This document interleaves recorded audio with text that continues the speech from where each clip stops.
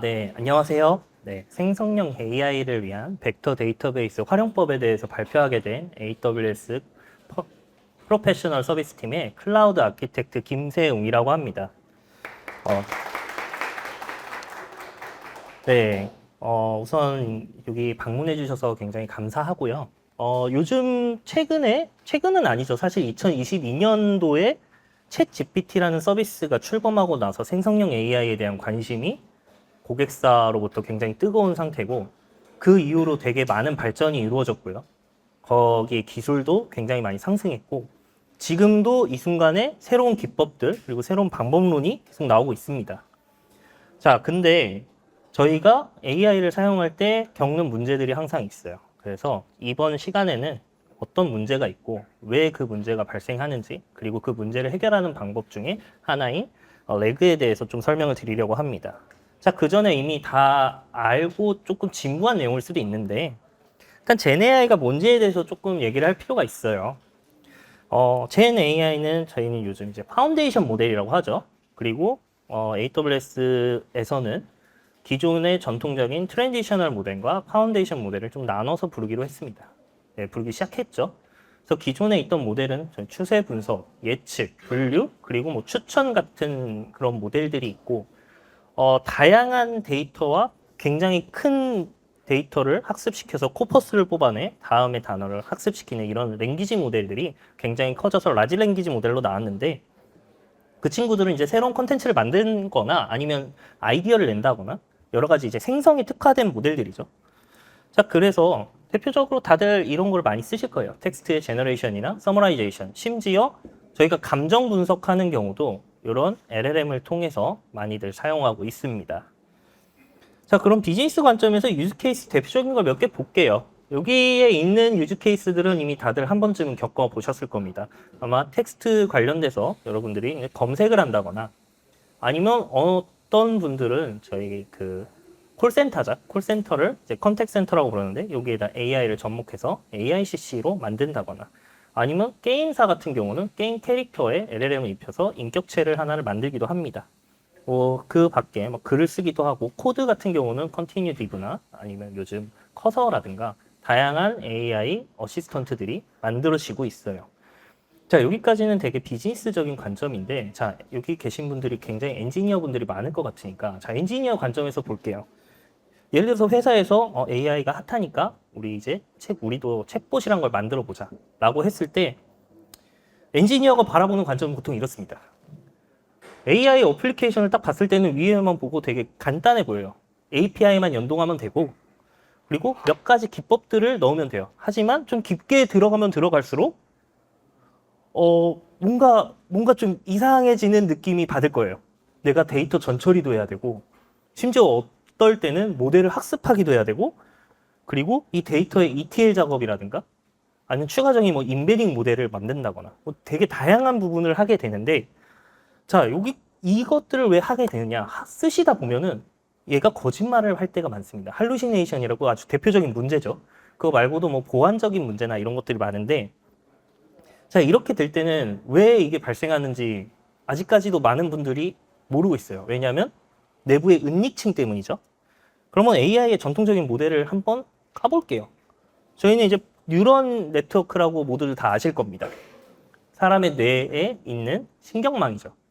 근데 이 AI 모델이나 이런 딥러닝 같은 친구들은 퍼셉트론이라고 뉴런의 이미지를 뉴런의 이제 디자인을 베껴서 만든 퍼셉트론이라는 새로운 이런 함수형 모델을 가지고 학습이 되고 만들어져 있어요.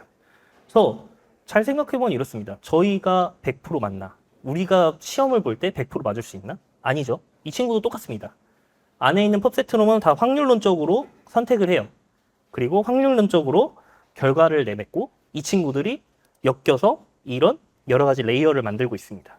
물론 멀티 레이어로 이 중간에 히든 계층이 단계적으로 되게 퍼져 있을 수도 있어요. 자, 이렇게 되면 확률론적으로 당연히 100%가 나오기는 정말 쉽지 않겠죠. 자, 이러다 보니까 저희는 안에 은닉 계층이 어떻게 돌아가는지 모르고 우리가 A라는 질문을 했을 때 B라는 답변이 나올 수도 있고 C라는 답변이 나올 수도 있는데 왜 그렇게 나오는지는 아직도 몰라요. 많은 연구가 이루어지고 있는 상황입니다. 자, 그러면 이런 것 때문에 저희가 그 불확실성 속에서 이 AI 모델을 사용해야 되는데, 자, 불확실성을 해결하기 위한 여러 가지 기법들이 있어요. 자, 그래서 이 기법들이 어떤 게 있는지 한번 소개를 해볼까 합니다. 굉장히 간단하죠? 네, 간단한 역피라미드 구조로 돼 있는데, 여기에 있는 것들은 한 번씩은 다 들어보셨을 거예요. 자, 우리가 LLM한테 어떤 정보를 요청을 할 때, 저희는 컨텍스트라는 거를 같이 줍니다. 프롬프트에. 되게 쉽고 간편하면서 정확도를 높일 수 있는 아주 단순한 방법이에요. 정답을 알려주고 답변을 유추하는 거죠.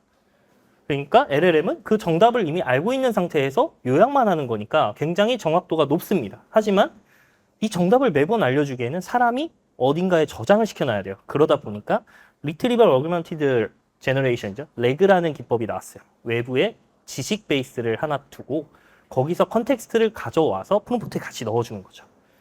근데 이걸로 하다 보니까 레그도 새로 뭔가 만들어 놔야 되고 거기에 관리하고 있는데 아니 나는 그냥 모델 자체가 잘 알고 있었으면 좋겠어 라고 해서 파인 튜닝이라는 걸 시도를 합니다. 파인 튜닝이라고 하면 약간 FAQ 기반으로 질문과 정답셋을 가지고 이 모델을 학습을 시키는 거죠. 미세 조정을 하는 거고 아니야 더 나아가서 아니 우리는 모델을 아예 직접 만들어야겠다. 그래서 우리의 도메인 지식이 같이 들어가 있는 모델을 트레이닝할 수 있습니다. 당연히 가면 갈수록 기술이 어려워져요. 그래서 스킬셋을 보면은 단순 API 인테그레이션부터 데이터 ETL, 전처리, 데이터 엔지니어링 관점에서 접근해야 되는 레그, 그 다음에 실제 모델에 대한 학습의 정보, 그리고 기술력을 갖고 있는 파인 튜닝, 더 나아가서 모델을 오퍼레이션 할 수 있는 그런 기술력을 가진 인력이 필요한 그 모델에 대해서 전처리는 프리트레이닝이죠. 프리트레이닝을 하는 그런 스킬셋이 필요한데 자, 코스트 관점에서 보면 또 반대입니다. 당연히 GPU 장비가 필요한 이런 학습 같은 경우는 당연히 코스트가 많이 드는데 프롬프트만 하는 건 단순 API 인테그레이션만 하고 토큰만 사용하는 거니까 상대적으로 비용이 굉장히 낮겠죠. 당연히 사용자들이 하기도 편하고요. 자, 근데 저희는 타협을 해야 될 필요가 있습니다. 저희는 그래서 파인 튜닝 아니면 레그 보통 둘 중에 하나를 선택을 하는데 여기서 많은 분들이 고민을 하세요. 파인 튜닝이 나아요? 레그가 나아요? 어떤 게 정확도가 낮나요? 사실 최근 논문을 보면은 파인 튜닝 한 것보다 레그가 성능이 더 높을 때가 있었어요.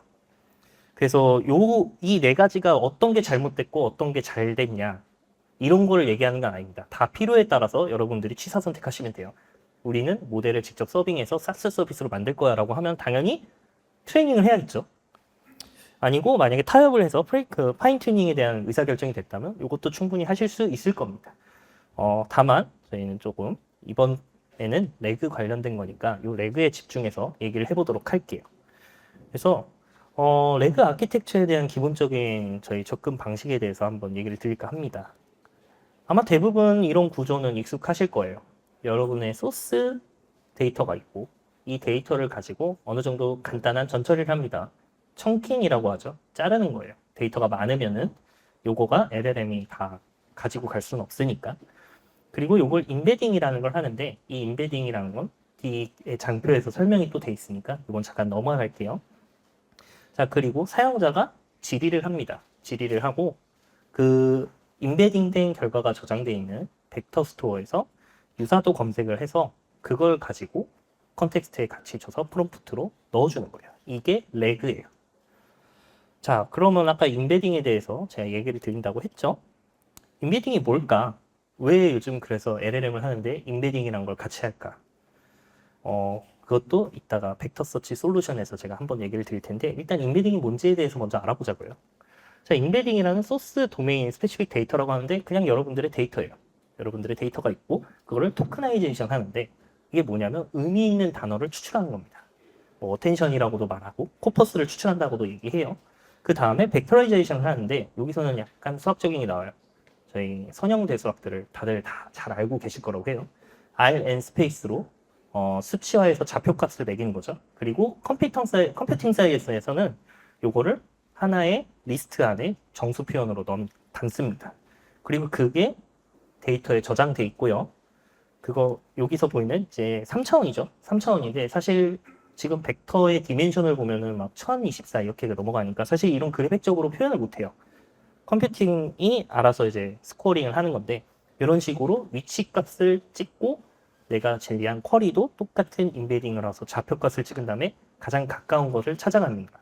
여기서는 뭐 L1이나 L2, 뭐 코사인 시밀러리티 이런 게 나오는데 이번 세션에서는 그것까지 딥하게 가지는 않을 거예요. 자, 그러면은 이런 인베딩까지 알아봤으니까 우리는 어떤 벡터 데이터베이스를 선택해야 되나요? 이런 고민을 이제 할 때가 되었습니다. 자, 우리 아마존 웹 서비스에서는 굉장히 다양한 벡터 스토어 DB를 지원을 하고 있어요. 뭐 오픈 서치도 있고요. 포스트그래, 그리고 뭐 몽고DB 같은 경우도 벡터 검색을 지원을 하고 있죠. 그러다 보니까 몽고DB와 호환되는 도큐멘트 DB, 다이나모DB도 지원을 하고 있고요. 레디스, 메모리DB, 그리고 넵튠도 지원을 하고 있습니다. 자, 근데 이 다양한 솔루션 중에 우리가 레그로 벡터 서치를 하기 위해 저장소를 고를 때 이 세 가지 관점에서 저희는 봐야 돼요. 자, 먼저 텍스트랑 텍스트 매칭이에요. 왜 갑자기 시밀러리티가 나오는데 텍스트 매칭이 중요하냐? 자, 예를 들어 볼게요. 제가 검색을 했습니다. 아마존에 대해서 알려줘라고 LLM한테 물어봤어요. 그리고 얘가 레그를 찾아서 벡터 서치를 해요. 자, 그러면 이 벡터 DB의 이 단순 좌표값으로 내가 말한 아마존이 아마존 정글을 얘기하는 건지 아마존닷컴을 얘기하는지 이 친구가 알 수 있을까요? 모릅니다. 몰라요. 알 수 없어요. 그렇기 때문에 텍스트를 분류하는 작업을 하고 거기에 동의어 기반의 아마존은 아마존 웹 서비스야 또는 아마존은 아마존 정글이야 라는 거를 같이 알려주는 겁니다. 그래서 텍스트 매칭이 생각보다 굉장히 중요한 그 영향을 줘요. 그래서 텍스트 매칭이 당연히 돼야 되는 거고요.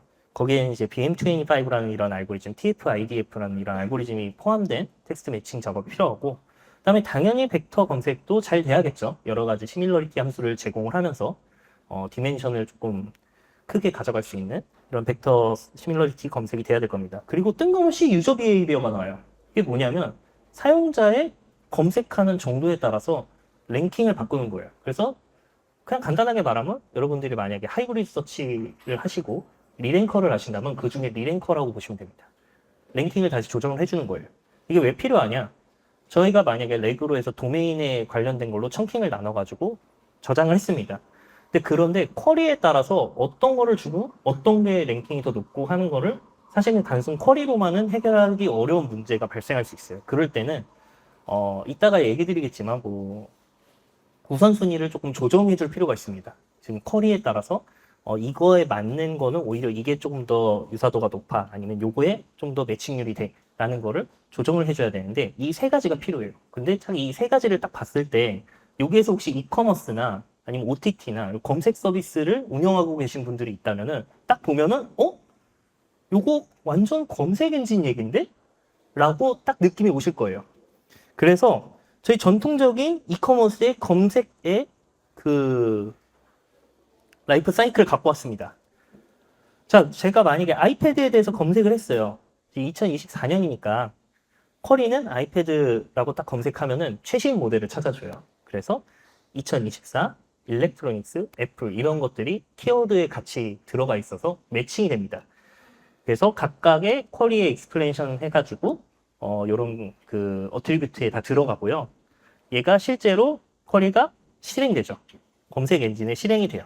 그러면 이제 결과를 갖고 와요. 결과를 갖고 오고 이 스코어링에 맞춰서 뭐 아이패드 레드 색상, 레드 색상이 실제로 있는지는 잘 모르겠어요. 레드 색상 1테라로 이렇게 우선순위 높입니다.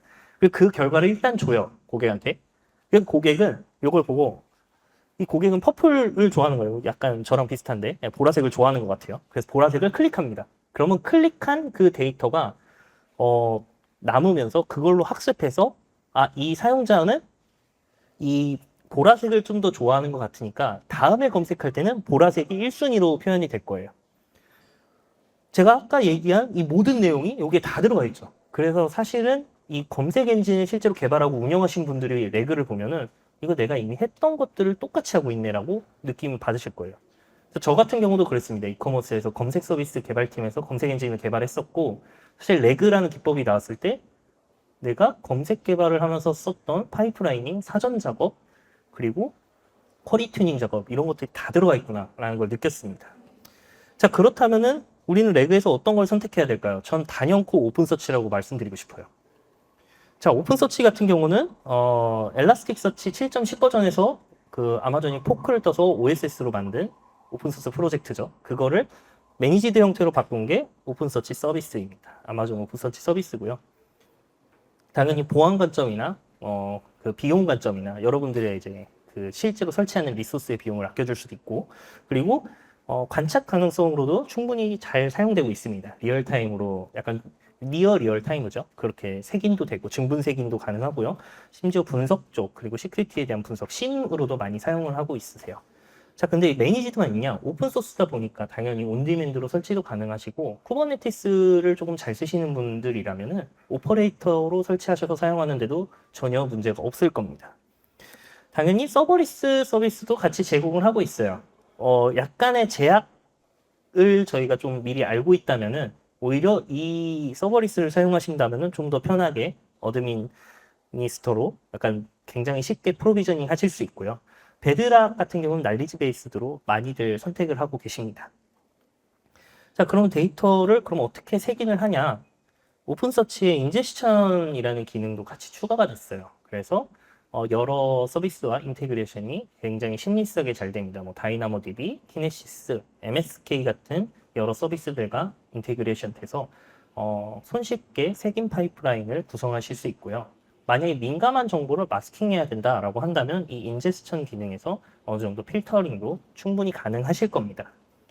자, 그래서 아까 텍스트와 벡터 시밀러리티, 유저 비헤이비어 관점에서 봤을 때 사실 오픈서치가 굉장히 결이 잘 맞아요.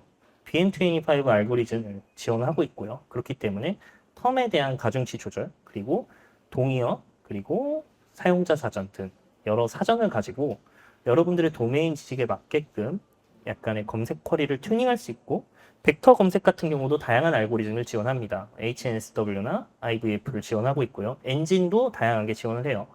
파이스, 루신, MS 라이브러리. 여러 가지 그 파라미터를 튜닝하고 심지어 양자화를 통해서 메모리를 좀 더 아낄 수도 있습니다. 유저 비헤이비어 관점에서도 아마존의 퍼스널라이즈와 통합이 굉장히 쉽게 되어 있어요. 그래서 캠페인만 잘 만들어서 넣으면은 사용자 개인화 추천 서비스로도 충분히 활용이 가능하고요. 만약에 여러분들이 리랭커를 쓰신다. 리랭커를 또 인테그레이션 할 수 있지만 리랭커를 갔다 오는 속도가 조금 고민이 돼 라고 하면은 엘라스틱서치나 루신에서는 이제 LTR이라는 플러그인을 제공하고 있습니다. 뭐 러닝 투 랭인데 XGBoost를 기반해서 학습을 하고 그걸 기반으로 해서 다시 리랭킹을 하는 거예요. 이런 기능을 사용한다고 하면 아주 빠르게 랭킹을 원하는 거에 맞게끔 조절을 하실 수 있습니다. 자, 그래서 아까의 워크플로우로 다시 돌아가서 로우 데이터를 인베딩하고 데이터를 오픈서치에 저장하고 사용자가 소비하는 형태의 구성이 되겠죠. 벡터 스토어가 이제 오픈서치로 바뀌었을 뿐인데, 자, 여기서 생각해 볼게요. 인베딩 모델을 이렇게 한 중간에 끼워 넣으면 색인할 때 한번 인베딩 모델을 타고 오고, 검색할 때 검색 API에서 인베딩을 한번 타고 검색을 해야겠네 라고 생각하실 수 있는데, 저희의 오픈서치는 친절하게 이거를 인테그레이션 하는 기능으로 통합을 시킬 수 있습니다. 그 사전에 인제스천 파이프라인에 대해서 좀 아실 필요가 있는데, 오픈서치 내부의 기능이에요. 내부에 색인할 때 이런 파이프라인의 이 프로세스에 따라서 여러 가지 전처리 작업을 할 수 있습니다. 이 전처리는 굉장히 다양한 작업들을 할 수 있어요. 레귤러 익스프레션을 가지고 어떤 특정한 값을 바꾼다거나 리플레이스 처리한다거나, 또는 이 친구가 청킹을 해주기도 합니다. 청킹을 해주기도 하고 심지어 어떤 모델을 인테그레이션해서 인베딩을 할 수도 있어요. 그래서 만약에 여러분들이 오픈서치를 사용해서 벡터DB로 활용하신다면 인제스트 파이프라인에다가 이 모델 커넥터를 활용해가지고 아주 손쉽게 그 데이터를 인베딩화해서 오픈서치에 저장할 수 있습니다. 그러면 사실 그 퍼블리셔라고 부르는데 인덱서죠. 색인하는 그 중간의 전처리 과정에서 인베딩 모델을 왔다 갔다 하는 그런 수고스러움이 좀 덜어질 거예요. 검색할 때도 마찬가지입니다. 검색 쿼리에서 굳이 이 쿼리를 인베딩화 시킬 필요가 없어지는 겁니다. 이 모델 커넥터를 통해서 굉장히 다양한 걸 할 수 있는데 참고로 리랭킹하는 모델, 코이어의 리랭커 모델도 여기 커넥터에 등록돼서 서치 파이프라인에 등록을 하실 수 있으세요. 그래서 굉장히 다양한 곳에서 활용이 가능하고, 자, 비단 베드락만 되느냐? 아닙니다. 세이지 메이커에 여러분들의 모델을 올려서 그것도 커넥터를 하실 수 있고요. 심지어 오픈 AI나 아니면 클로드, 그리고 코이어, 그리고 심지어 미스트랄에 키를 등록해서 커넥팅을 할 수도 있으세요. 그래서 간단한 예제를 갖고 왔는데, 이런 식으로 인제스터 파이프라인을 만들어서 인덱스에 지정을 해주시면 됩니다. 디폴트 인제스터 파이프라인에 이걸 설정해 주시면은 지금 현재 이 코드는 프로세스로 텍스트 청킹을 하고 그 텍스트 청킹된 결과를 등록된 모델을 가지고 인베딩을 하는 겁니다. 이 설정 하나만으로 여러분들은 손쉽게 인베딩을 할 수 있어요. 자, 그 다음으로 유저 비헤이비어 관점에서 보는 건데, 자, 사용자가 쿼리를 하면은 쿼리할 때 사용자의 아이디를 같이 줄 수 있습니다. 아이디를 같이 주면은 이게 퍼스널라이즈 플러그인을 통해서 아마존 퍼스널라이즈를 통해 리랭킹도 가능하고, 만약에 외부랑 인테그레이션 하기가 싫다라는 개인적으로 따로 저지먼트 셋을 만들어서 학습을 시킨 다음에 오픈서치 자체로 리랭킹을 하고 싶다라고 하시면은 LTR 기능을 사용하실 수도 있을 겁니다. 자, 그러면 오픈서치를 활용한 레그 아키텍처를 한번 볼게요. 굉장히 너프하게 작성된 건데, 여기 벌트 모델이 있는데, 여기서는 이제 세이지 메이커의 잡을 통해서 사전에 데이터를 전처리를 하는 과정을 둔 겁니다. 뭐 분류를 하거나, 아니면 뭐 요즘은 PPT, 엑셀, PDF, 그리고 심지어 한국의 국내 특성상 HWP도 저희가 전처리를 해야 될 때가 있잖아요. 예, 그럴 때 이런 모델들을 활용해서 전처리를 해 오픈서치에 저장을 하고 실제 검색할 때 이 오픈서치에 있는 데이터를 활용해서 렉으로 구성을 할 수 있습니다. 물론 여기서 여러분들이 필요에 따라서 여러 가지 덧붙여가지고 각자의 환경에 맞는 이런 AI 서비스의 렉을 구성하실 수 있을 거예요. 자, 그래서 좀 정리를 해볼게요. 저는 사실 개인적으로 오픈서치를 굉장히 좋아합니다. 좋아해가지고 렉을 구성하는 고객분들한테 좀 굉장히 적극적으로 권장을 드리고 있고요. 몇 가지 기능만으로도 레그의 성능이 확 올라갈 수 있어요. 그렇게 올라가면서 전체적인 그 LLM 챗봇의 성능이 올라가는 것을 실제로 경험하실 수 있고, 그 컴퓨전 매트릭을 통해서 보는 지표만으로도 굉장히 높아진 성능을 보실 수 있을 겁니다. 그래서 오픈서치의 밸류를 보면은 일단 시멘틱 서치에서 굉장히 다양한 옵션을 제공을 하고 있어요. 엔진도 다양하고 거기에 대한 설정도 다양하고 디멘션도 굉장히 다양하게 지정을 할 수 있고요. 그리고 그 엔진에 따라서 성능도 조금 다른데 NS 라이브러리 같은 경우가 좀 루시나 파이스보다 좀 성능이 좀 괜찮죠. 그리고 여러 가지 시밀러리티 함수를 제공하고 있습니다. 자, 그 다음에 이런 개인화 추천이나 리랭커의 인테그레이션이 굉장히 쉬운 편이고 거의 필요에 맞게 수요에 맞게 확장도 손쉽게 되는 편이에요. 심지어 최근에는 이제 코디네이팅 노드가 오픈서치에서 이제 지원을 하기 시작했습니다.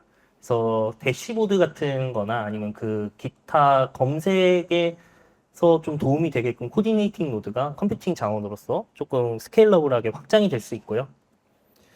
자, 그 다음에 굉장히 다양한 인베딩 서비스들과 인테그레이션이 됩니다. 코이어, 그리고 그 베드락의 타이탄, 당연히 오픈 AI나 아니면은 뭐 엔스로픽 같은 거 리스트라에 있는 모델들도 다 활용이 가능하고요. 뭐 멀티링규어를 쓰시겠다라고 한다면 세이지메이커에 올려서 그것도 인테그레이션 하실 수 있고요. 사실 제네AI의 레그라는 모델이 굉장히 찰떡궁합이에요. 솔직히 오픈 서치를 말씀드리면. 특히 시멘틱 서치가 아니라 렉시컬 서치 쪽에 성능이 너무 높기 때문에 그 분야에서 적절하게 하이브리드 서치를 하신다면은 기존의 렉시컬만 쓰시거나 아니면 시멘틱만 쓰시는 거에 비해서 굉장히 높은 정확도를 낼 수 있을 겁니다. 그리고 당연히 빌드하는 것도 굉장히 간단하죠. 매니지드 서비스다 보니까 손쉽게 만들 수 있고 손쉽게 스케일러블하게 만들 수 있고요. 그리고 굉장히 높은 뭐 수억 단위의 벡터 검색조차도 이 오픈서치에서는 손쉽게 가능합니다. 몇 가지 파라미터를 튜닝해야 될 필요가 있겠지만 만약에 이 부분 파라미터에 대한 설명이 듣고 싶으시다면은 이따가 뭐 패널 토의 때 여쭤보신다면은 제가 어느 정도 설명을 드릴 수 있을 것 같아요. 자, 그래서 여기까지 이 키노트지만 저 오픈서치에 대한 홍보를 했습니다. 그래서 여러분들의 그 챗봇이나 AI 서비스를 할 때 벡터 저장소를 고민하신다고 하면은 제가 오픈서치를 적극적으로 권장드리고 한번 사용해 보신 다음에 만약에 좀 어려움을 느끼신다라고 하면 이제 AWS에 도움을 요청하신다면 다양한 SA분들과 여러 전문가 집단이 불신양면 도움을 드리도록 하겠습니다. 제 발표는 여기까지고요. 들어주셔서 감사합니다.